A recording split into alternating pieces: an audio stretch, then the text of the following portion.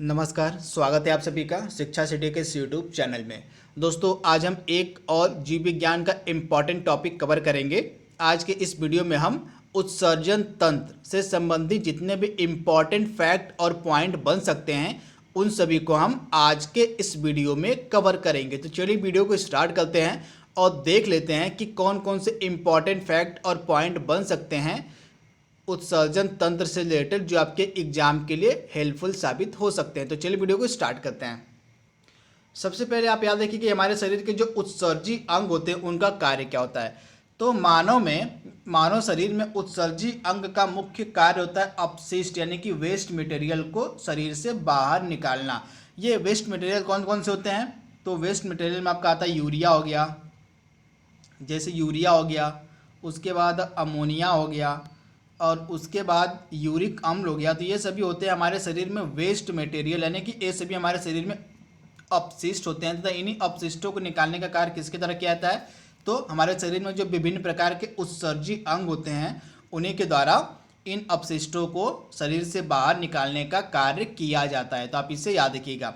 इसके साथ हमारे शरीर में उत्सर्जन जो तंत्र है निम्नलिखित हमारे शरीर के उत्सर्जन तंत्र में कौन कौन से अंग आते हैं? तो आप याद रखिएगा, वृक्क आता है यानी कि किडनी आता है, फेफड़ा आता है, त्वचा आता है, यकृत आता है और बड़ी आंत आती है। तो ये सभी जो है हमारे शरीर के उत्सर्जन तंत्र के अंग होते हैं। तो आप इसे याद रखिएगा, वृक्क, फेफड़ा, त्वचा, यकृत, बड़ी आंत।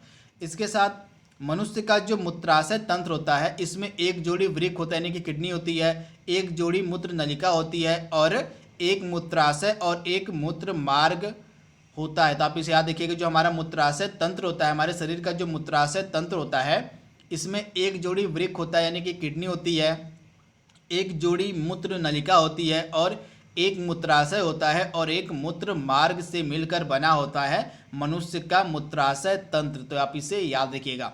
अब आगे के स्लाइड में हम हमारे शरीर में जितने भी उत्सर्जी अंग हैं उनको हम वन बाय वन करके कवर करेंगे। तो चलिए सबसे पहले बात कर लेते हैं वृक्क यानी किडनी के बारे में।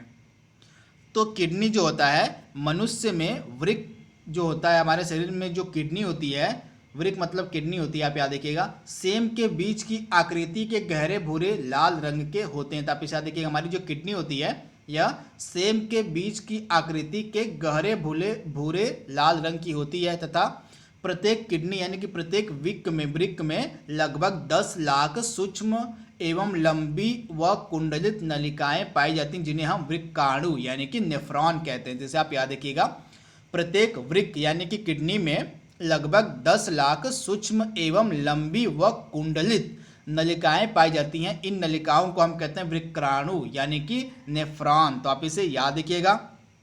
तथा जो नेफ्रॉन होता है इसको हम वृक्क की यानी कि किडनी की संरचनात्मक और कार्यात्मक इकाई कहते हैं। ये प्रश्न एग्जाम में पूछा जा चुका है, कई बार पूछा गया है प्रश्न, इसे आप याद रखिएगा कि वृक्क यानी किडनी की संरचनात्मक और कार्यात्मक इकाई कौन सी होती है? तो नेफ्रॉन जो होता है इसको हम वृक्क की संरचनात्मक और कार्यात्मक इकाई कहते हैं।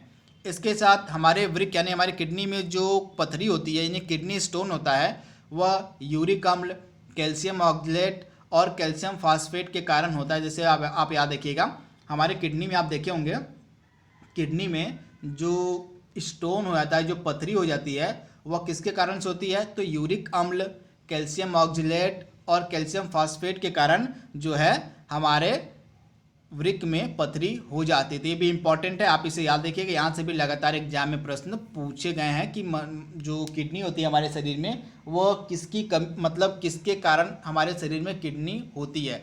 तो यूरिक अम्ल, कैल्शियम ऑक्सलेट, कैल्शियम फास्फेट के कारण जो है पथरी बनती है हमारे किडनी में। तो आप इसे याद रखिएगा।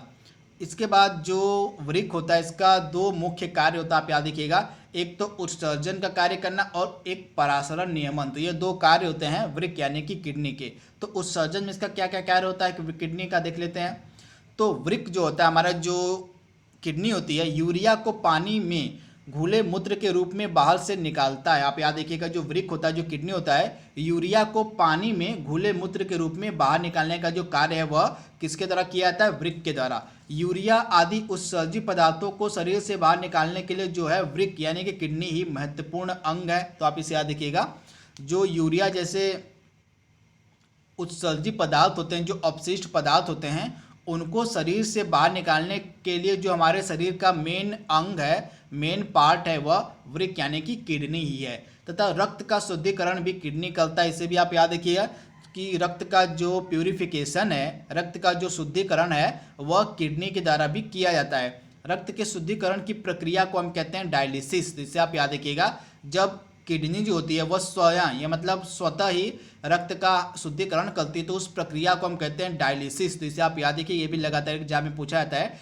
कि रक्त के शुद्धिकरण की प्रक्रिया को क्या कहा जाता है। तो डायलिसिस कहा जाता है रक्त के शुद्धिकरण की प्रक्रिया को। तथा रक्त का शुद्धिकरण करने वाला हमारे शरीर का अंग कौन सा है? तो किडनी, यानी कि हमारा जो वृक्क है वह रक्त का शुद्धिकरण करता है। तो इसे आप जरूर याद रखिए।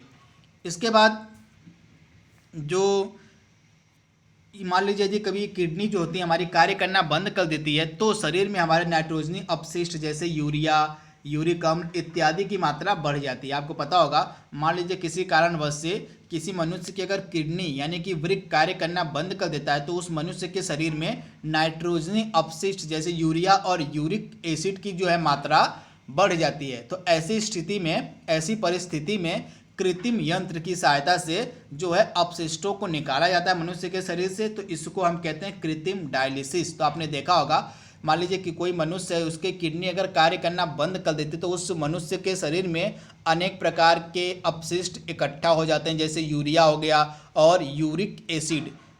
तो इस कारण से जो है उस मनुष्य का जो ब्लड है वह गंदा हो जाता है, या ब्लड का प्यूरिफिकेशन या ब्लड का शुद्धिकरण नहीं हो पाता है। तो ब्लड का शुद्धिकरण करने के लिए कृत्रिम तरीका अपनाया जाता है। उस कृत्रिम यंत्र की सहायता से जो है अपशिष्ट पदार्थों को मनुष्य के शरीर से बाहर निकाला जाता है। तो इसी को हम कहते हैं कृत्रिम डायलिसिस। तो इसे भी आप याद रखिएगा।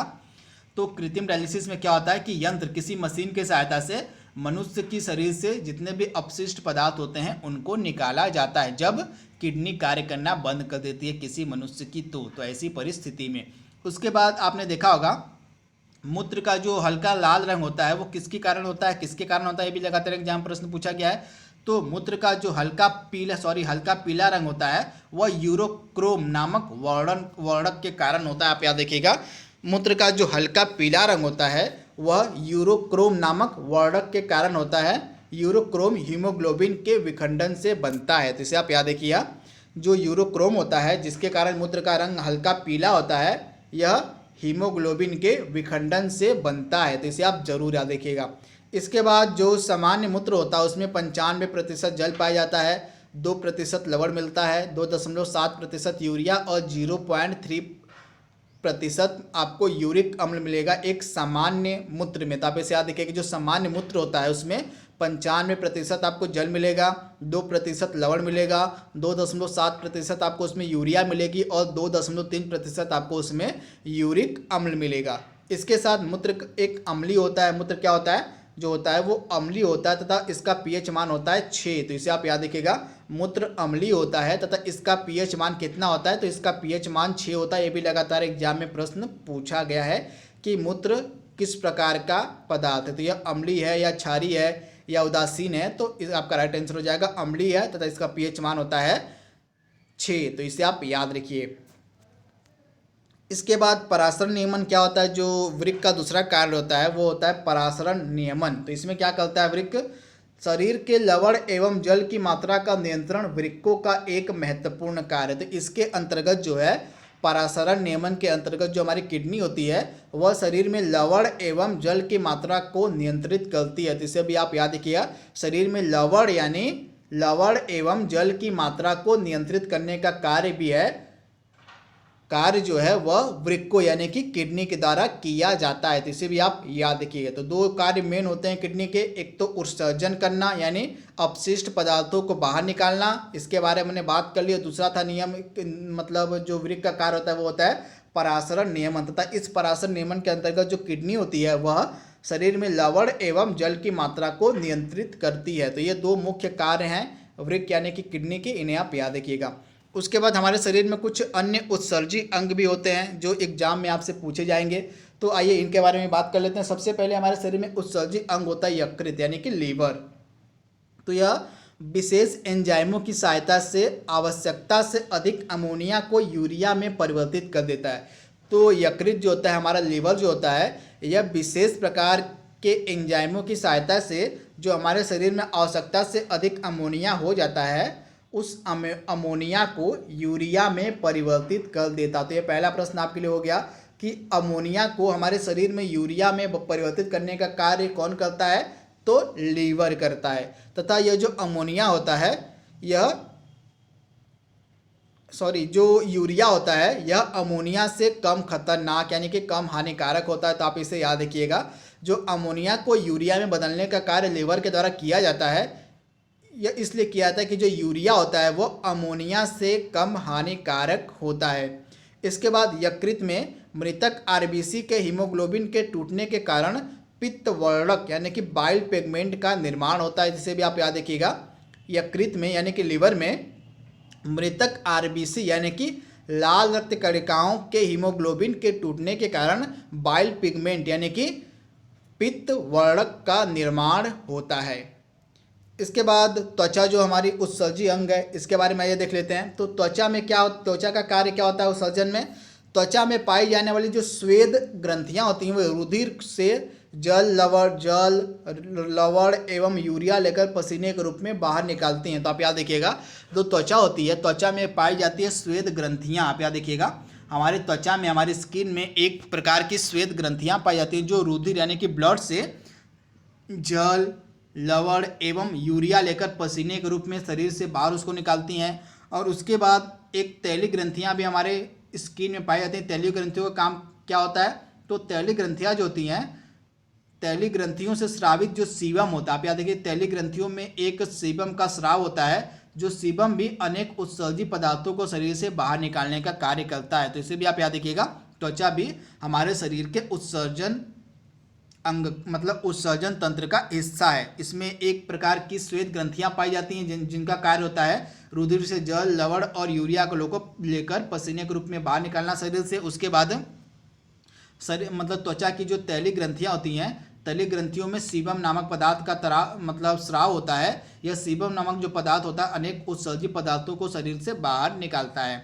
इसके बाद हमारे शरीर का जो अन्य इम्पॉर्टेंट जो उत्सर्जी अंग है वो है फेफड़ा।